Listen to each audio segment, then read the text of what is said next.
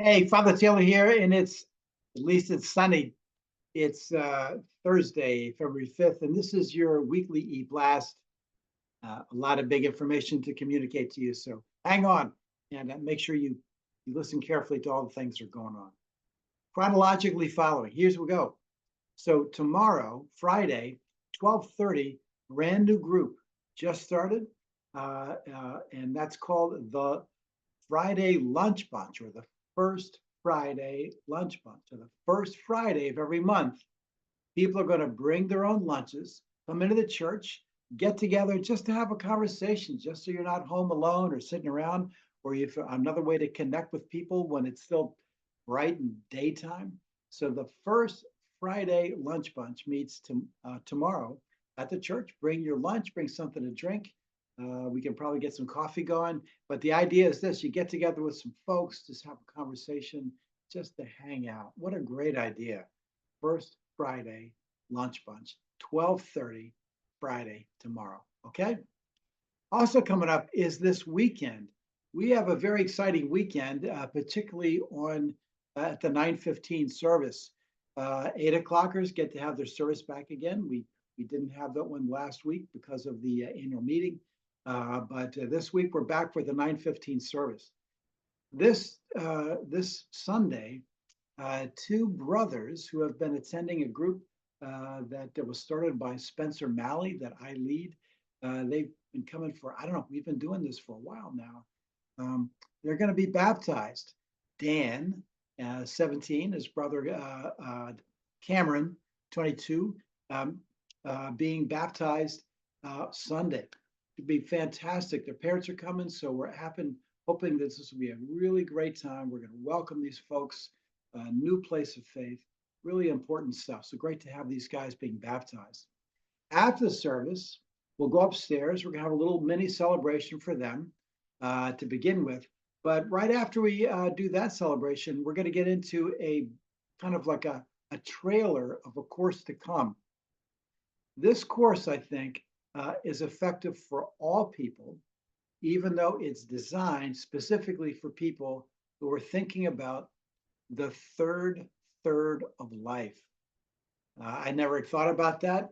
And when I went to a Thrive conference, and one of my friends, pastor over at the Presbyterian Church, was running these sessions on flourishing in the third of life, I was like, that's really great for those people who are entering that old age of the third of life. And then I realized, oh my gosh, I'm in the third of life. And this session focuses on purpose, the importance of finding purpose in the third of life, how this changes everything. Now, here's what I mean by it's all ages. When you are in the middle third of life, you might think it's all about kids and career and trying to get the house together and all that kind of stuff. Still, making sure that you know what your purpose is and how will you find it is extremely important. This course, again, will focus on folks. So the third begins at basically age 58. Nowadays, we say that's those people are young. I would love to be just entering the third of life right now. But for myself, it's a question too. What happens in the third of life? So anyway, it's a great course that we have found from Fuller Seminary. Great stuff. We're going to see just a trailer. We're going to see the first 14 minutes of this program, just the first half of session one, just to put that out there and have a great discussion afterwards. Okay, so that's coming up on Sunday for Breakfast Alpha. Also coming up is, that Ash Wednesday means that right before Ash Wednesday is the Monday Mardi Gras. We've been doing this for, I don't know, 3-4 years now, 3 years, 4 years. And we usually have as many people as we can fit with those tables upstairs. Kind of wish we had smaller tables, but that's something else. We get together. These guys have been doing gumbo. We understand they're changing up a little bit on the menu, but we're going to have that. And we've got two bands coming in. Not only is the keyboard band coming, which to me, as a band guy and a guitar player, I got to say, this is one of the best not well-known bands in in New England. The guitar player just doesn't want to play much side out of this little tiny radius. And this is a band that Ray's in. This guy, if you like music, particularly, kind of rock, blues type stuff, man, hard to beat the Keyboard Band. But the other band that's opening with God's help was going to be the Acolytes. This could be like the Acolytes last round, but I have it on good authority. The Acolytes are going to be there, and they're playing songs from their greatest hits CD. So the Acolytes will open the show, and then we'll have the Keyboard Band and great food. Only $10. Only $10. So what you want to do is to invite your friends. I was at dinner on I guess that was last Friday night. Met some people I didn't know, and the next thing you know, we started talking about food, and then we talked about Cajun food, and then we talked about live music. And so I said, "You guys ought to come to this thing because I got Cajun food and live bands." And they said, "We're going to be there."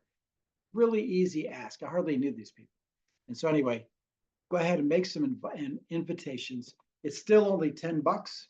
As it turns, we don't quite to break even. We've had a lot of gifts and donations.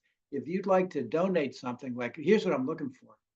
My connection for smoked meats, I don't think I can pull that off this year. So I'm looking for some donations that will help us get a couple of smoked pork shoulders. So anyway, if you'd like to help out in the cause, let me know. Okay, great. So we got the Mardi Gras coming up. That's Monday Mardi Gras, and that's um, February 16th. So we got Friday, the lunch bunch. The first Friday lunch bunch is tomorrow, Friday. And then Breakfast Alpha starts with this great thing on finding your purpose and how do we do that? And what is its importance in our lives, no matter what age we are, but particularly for the third of life. And then a little heads up about Monday Mardi Gras coming, because you got to start inviting people. And I'm looking for some donations so we can actually follow through with the smoked meats. Okay, great. Thanks, you guys.